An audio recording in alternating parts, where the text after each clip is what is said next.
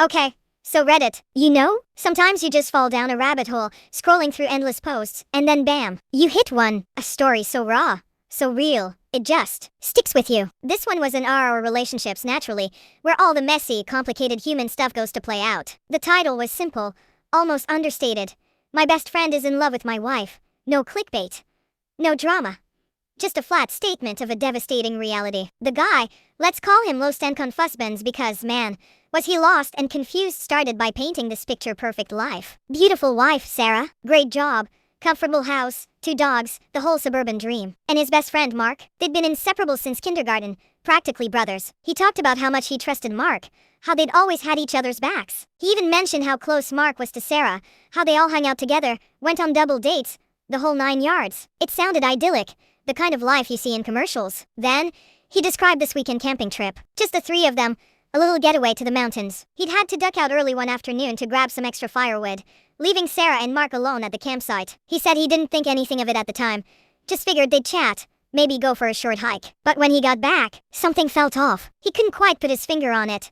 Just a weird vibe, a sense of unspoken tension hanging in the air. He mentioned that Sarah seemed a little flushed, and Mark was acting strangely quiet, avoiding his gaze. That night, Los Husbands couldn't sleep. He kept replaying the day in his head, searching for clues, for anything that might explain the unsettling feeling. He tossed and turned, his mind racing, and then it hit him. A memory, a fleeting glance he'd caught between Sarah and Mark earlier in the day. A look that was intimate, more than friendly. A look that spoke volumes. He started remembering other things, little moments that suddenly took on a new, sinister meaning. A shared laugh between Sarah and Mark that seemed to linger a little too long. A whispered conversation he'd overheard but dismissed at the time as just them being close friends. A hand brushing against a hand, a lingering touch on the arm. It was like the pieces of a puzzle, a terrible, heartbreaking puzzle, were starting to click into place, revealing a picture he desperately didn't want to see. The next morning, fueled by a mixture of dread and a desperate need for answers, he confronted Mark. He didn't go into detail about the conversation in the post, just said it was messy, emotional,